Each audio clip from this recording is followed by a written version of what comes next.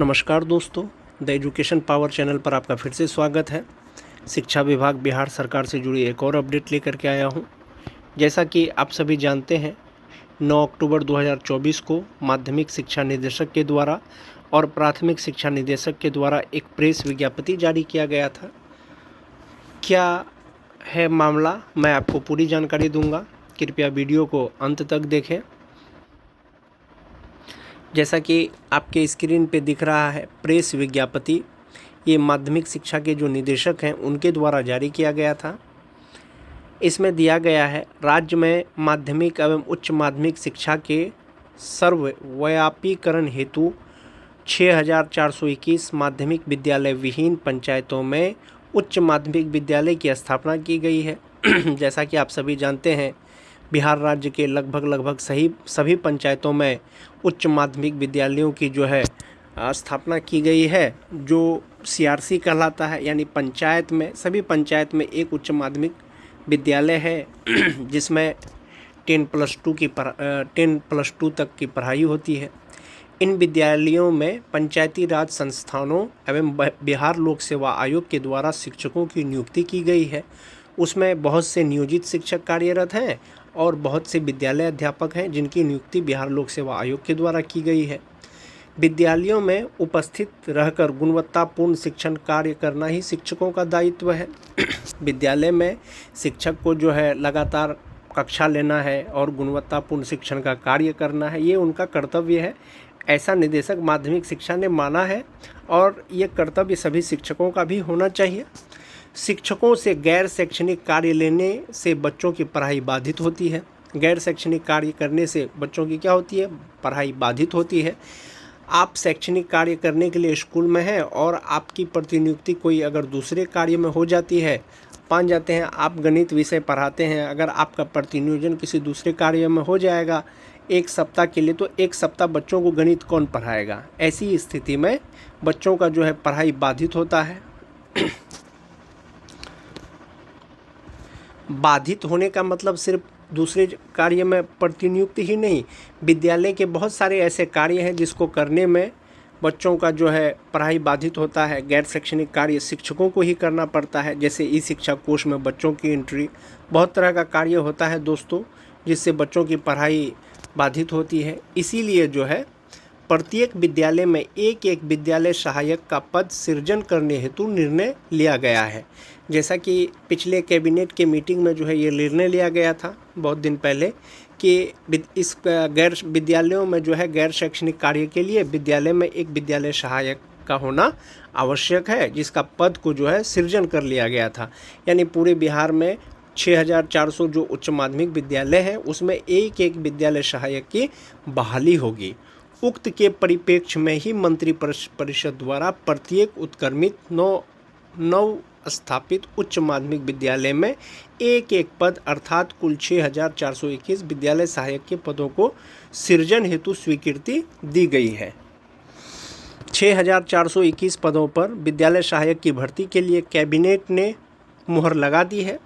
इन 6421 नवसृजित विद्यालय सहायक के पदों पर नियुक्ति बिहार जिला परिषद नगर निकाय माध्यमिक एवं उच्च माध्यमिक विद्यालय सेवा नियुक्ति प्रोन्नति स्थानांतरण अनुशासनिक कार्रवाई सेवासट नियमावली 2020 के द्वारा गठित पैनल निर्माण समिति द्वारा विभागीय संकल्प 1128 दिनांक 21/7/2020 के परिप्रेक्ष्य में सामान्य प्रशासन द्वारा दिए गए दिशा निर्देश में होगा। ये जो 6421 विद्यालय सहायक की भर्ती होगी दोस्तों, ये जो नियमावली है 2020 है, जिसमें जिला परिषद नगर निकाय माध्यमिक एवं उच्च माध्यमिक विद्यालय सेवा नियमावली 2020 के तहत होगी, जिसका पत्रांक 1128 दिनांक 21/7/2020 को ये जारी किया गया था। सर्वप्रथम इन पदों पर शिक्षक एवं शिक्षकेतर कर्मियों के आश्रितों की नियुक्ति उनके मृत्यु के अवरोही क्रम मेघा अंक के आधार पर विभागीय समय तालिका के अनुसार की जाएगी। ये बहुत बड़ी अपडेट है दोस्तों।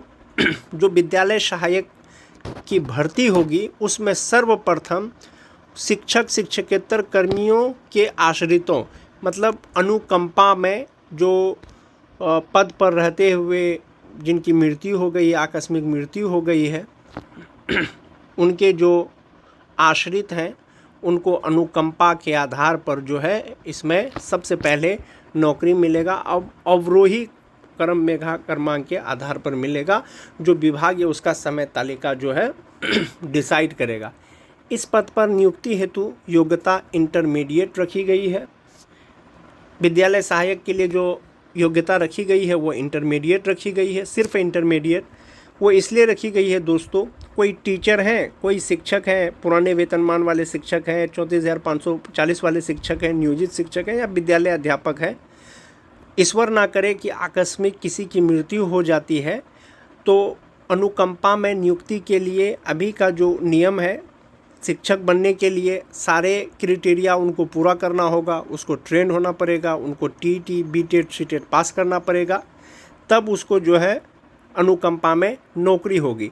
लेकिन विद्यालय सहायक का पद आ जाने से दोस्तों वो चीज़ लगभग आसान हो गया है। अगर किन्हीं का आश्रित अगर इंटर किया हुआ है या किए हुए हैं, उनको विद्यालय सहायक पर नियुक्त किया जा सकता है। अनुकंपा के नियुक्ति के पश्चात पद रिक्त रहने पर इंटरमीडिएट योग्यताधारी अन्य अभ्यर्थियों का विभाग द्वारा दिए गए समय तालिका के अनुसार नियुक्ति किया जाएगा। यानी अनुकंपा में जिसका नियुक्ति किया जाना है उसको करने के बाद अगर सीट रिक्त रह जाता है, वैकेंट रह जाता है, वैसी स्थिति में इंटरमीडिएट पास जो योग्यताधारी हैं उसका एक मापदंड तैयार होगा और विभाग द्वारा समय तालिका उसका निकाला जाएगा, उसके अनुसार जो है उसकी नियुक्ति की जाएगी। लेकिन प्रायोरिटी सबसे पहले विद्यालय सहायक भर्ती के लिए अनुकंपा में होगा। इन पदों के सृजन के पश्चात राज्य में अनुकंपा पर नियुक्त में हो रही कठिनाइयों का निराकरण हो गया है। सही बात है, कोई शिक्षक अगर डेट कर जाते हैं तो उनके आश्रितों को जो है नौकरी लेने के लिए बहुत सारे क्राइटेरिया को फॉलो करना पड़ता था। विद्यालय सहायक का पद आ जाने से सिर्फ उसको इंटरमीडिएट पास होना है और उस तरह की कठिनाइयाँ सभी खत्म हो गई है। अब शिक्षक एवं शिक्षकेतर कर्मियों के आश्रितों को आसानी से अनुकंपा पर नियुक्ति का अवसर प्राप्त हो सकेगा। अनुकंपा में नियुक्ति के पश्चात अगर सीट वैकेंट रहता है दोस्तों, तभी नए अभ्यर्थियों को जो इंटरमीडिएट पास है उनको मौका दिया जाएगा। ये प्रेस विज्ञप्ति था निदेशक माध्यमिक शिक्षा विभाग बिहार पटना द्वारा। इसी तरह का एक प्रेस विज्ञप्ति जो है प्राइमरी शिक्षा द्वारा निकाला गया था। वो जो प्रेस विज्ञप्ति था वो ये है, छात्रों को गुणवत्तापूर्ण शिक्षा प्रदान करना शिक्षा विभाग की पहली प्राथमिकता है। यानी बच्चों को जो है गुणवत्तापूर्ण शिक्षा मिले, अच्छा से अच्छा उसको शिक्षा मिले, टीचर अच्छे से पढ़ाएं, यही शिक्षा विभाग बिहार सरकार की पहली प्राथमिकता है। प्राथमिक शिक्षा निदेशालय के द्वारा विद्यालयों में प्रभावी वर्ग कक्ष संचालन के लिए सभी जिलों को दिशा निर्देश दिया गया है। यानी विद्यालयों में जो है वर्ग संचालन के लिए समय समय पर दिशा निर्देश निदेशालय द्वारा जारी किया गया है और कुछ दिन पहले ही जो है निदेशक प्राइमरी एजुकेशन द्वारा सभी जिला शिक्षा पदाधिकारी को दिशा निर्देश दिया गया था विद्यालय संचालन में क्या करना चाहिए, क्या नहीं करना चाहिए। प्रभावी वर्ग संचालन हेतु सभी प्राथमिक एवं मध्य विद्यालयों में कक्षावार वर्ग शिक्षक नामित किए जाएंगे। वर्ग संचालन जो है प्रभावी बनाने के लिए, गुणवत्तापूर्ण बनाने के लिए क्या करना है, सभी प्राथमिक और मध्य विद्यालय में कक्षावार वर्ग शिक्षक जो है नॉमिनेट करना है, यानी नामित करना है। वर्ग शिक्षक व्यक्तिगत स्तर पर अभिभावकों से मिलकर बच्चों के अधिगम प्रतिफल की स्थिति अद्यतन करेंगे एवं बच्चों को घर में पढ़ने का माहौल प्रदान करने के लिए उन्हें प्रोत्साहित करेंगे।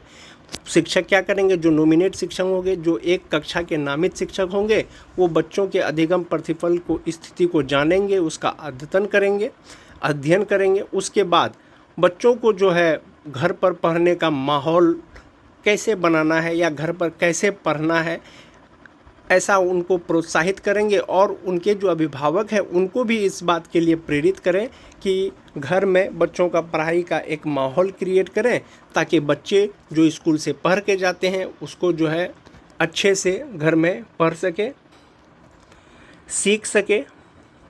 प्रत्येक कक्ष में एक कक्षा मॉनिटर का चयन किया जाएगा, जैसा कि पिछले लेटर में ही कहा गया था कि अब जो है प्रत्येक कक्षा में एक मॉनिटर का चयन किया जाएगा और वो मॉनिटर जो है 1 महीना तक रह सकता है, या 1 महीना के बाद जो है टीचर चाहे तो उसे बदल सकता है या वो भी रह सकता है, जिसे प्रत्येक माह बदल दिया जाएगा। विद्यालयों में अकादमिक कैलेंडर और वर्गवार समय सारणी बनाए जाएंगे। विद्यालय में क्या बनेगा? एकेडमिक कैलेंडर बनेगा, वर्गवार समय सारणी बनेगा, कक्षा वाइज उपलब्ध कराए गए कार्य पुस्तिका से सही उपयोग हेतु शिक्षक बच्चों को प्रेरित करेंगे एवं अभ्यास पूरा होने पर लाल स्याही से उसकी जांच करेंगे। जैसा कि आप सभी जानते हैं 1 to 8 के सभी बच्चों को पाठ्य पुस्तिका जो है विभाग द्वारा उपलब्ध कराया गया है। उसमें एक सिलेबस का किताब है और एक किताब जो है वो अभ्यास पुस्तिका है। बच्चे जो किताब में पढ़ेंगे उसी का फिर अभ्यास पुस्तिका में उसको जो है वर्क करेंगे, अभ्यास करेंगे, और उसकी जो अभ्यास पुस्तिका है उसको जो है वो जो कार्य पुस्तिका है उस पर अभ्यास करेंगे, और कार्य पुस्तक में शिक्षक जो है लाल कलम से उसकी जांच करेंगे और उसमें अपना नाम और तिथि भी देंगे। FLN किट, डायरी, कॉपी आदि शिक्षण अधिगम सामग्रियों का सही उपयोग सुनिश्चित किया जाएगा। जैसा कि आप सभी जानते हैं 1 to 8 के सभी विद्यालयों में FLN किट, डायरी, कॉपी आदि उपलब्ध करा दिया गया है और सभी बच्चों को बांट भी दिया गया है। और उसका शिक्षण अधिगम का FLN किट का सामग्रियों का सही उपयोग करना है। प्रधान शिक्षक प्रत्येक दिन 2 वर्ग कक्ष का अवलोकन करेंगे और प्रत्येक सप्ताह शिक्षकों के साथ बैठक कर कक्षा कक्ष की प्रक्रियाओं पर चर्चा करेंगे। प्रधान शिक्षक प्रत्येक दिन जो है 2 क्लास का वो अवलोकन करेंगे कि क्लास कैसा चल रहा है, पढ़ाई कैसी हो रही है, वहाँ का माहौल कैसा है। और प्रत्येक सप्ताह जो प्रधान शिक्षक है, प्रधानाध्यापक है या प्रभारी प्रधानाध्यापक हैं, शिक्षकों के पास बैठ करके जो है एक बैठक करेंगे जिसमें कक्षा कक्ष की प्रक्रियाओं में क्या सब हो रहा है, बच्चे कैसे पढ़ रहे हैं, बच्चे को नए से नए तरीके से कैसे सिखाया जाए, इन सब चीज़ों पर प्रधानाध्यापक चर्चा करेंगे। बच्चे पाठ्य पुस्तक में दिए गए प्रोजेक्ट कार्य को अनिवार्य रूप से करेंगे। बच्चों के जो पाठ्य पुस्तक में प्रोजेक्ट कार्य है उसको बच्चे अवश्य करेंगे। सभी निरीक्षी पदाधिकारी वर्ग कक्ष का अवलोकन करेंगे एवं संबंधित प्रधानाध्यापक को अपना फीडबैक देंगे। जो निरीक्षी पदाधिकारी होंगे यानी जो विद्यालय जांच में जाएंगे वो जो वर्ग कक्ष का जो संचालन किया जा रहा है उसका अवलोकन करेंगे। उसमें कोई भी त्रुटि हो या अच्छी बातें हो प्रधानाध्यापक को वो अपना फीडबैक जरूर देंगे। इसके साथ ही प्रधानाध्यापक आकलन के आधार पर कमज़ोर बच्चों को चिन्हित कर उनके लिए उपचारात्मक शिक्षण की व्यवस्था करेंगे। फीडबैक में या साप्ताहिक शिक्षकों के साथ जो चर्चा होगी, अगर उसमें प्रधानाध्यापक को लगेगा कि कुछ बच्चे इसमें से कमज़ोर हैं या बच्चे पढ़ने में रुचि नहीं ले रहे हैं तो उसका उपचारात्मक शिक्षण की व्यवस्था करेंगे और उस तरह का वो माहौल उत्पन्न करने की कोशिश करेंगे स्कूल में, या उनके अभिभावकों को उस तरह से मोटिवेट करेंगे, प्रेरित करेंगे कि इस घर में भी आप पढ़ाई के जैसा माहौल बनाएं। हमारा उद्देश्य है कि प्रत्येक कक्षा एक ऐसा स्थान बने जहां बच्चों को सीखने के प्रति प्रोत्साहन मिले और वे अपनी शैक्षणिक यात्रा को सफल बना सकें। तो प्राथमिक शिक्षा विभाग बिहार सरकार का जो है ये उद्देश्य है क्या प्रत्येक कक्षा एक ऐसा स्थान बने, प्रत्येक वर्ग जहां बच्चे पढ़ते हैं ऐसा स्थान बने जहां बच्चों को सीखने के लिए प्रति प्रोत्साहन मिले, यानी बच्चों को क्या मिले, बढ़ावा मिले, हिम्मत बढ़े उसका, और अपनी शैक्षिक यात्रा यानी जब तक वो पढ़ सकें उस यात्रा को वो सफल बना सकें। ये प्राथमिक निदेशक बिहार सरकार पंकज कुमार द्वारा ये प्रेस विज्ञप्ति जारी किया गया था। और इससे पहले जो मैंने आपको प्रेस विज्ञप्ति के बारे में बताया वो माध्यमिक शिक्षा निदेशक के द्वारा निकाला गया था, जिसमें विद्यालय सहायक की बहाली आने वाली है। उसमें सबसे पहले अनुकंपा पर जो है बहाली होगी। आज के वीडियो में दोस्तों बस इतना ही। जो लोग मेरे चैनल को सब्सक्राइब नहीं किए हैं कृपया सब्सक्राइब कर लें और बेल आइकन को ज़रूर दबा दें ताकि बिहार सरकार शिक्षा विभाग द्वारा कोई भी सूचना आपको समय पर मिल सके। धन्यवाद।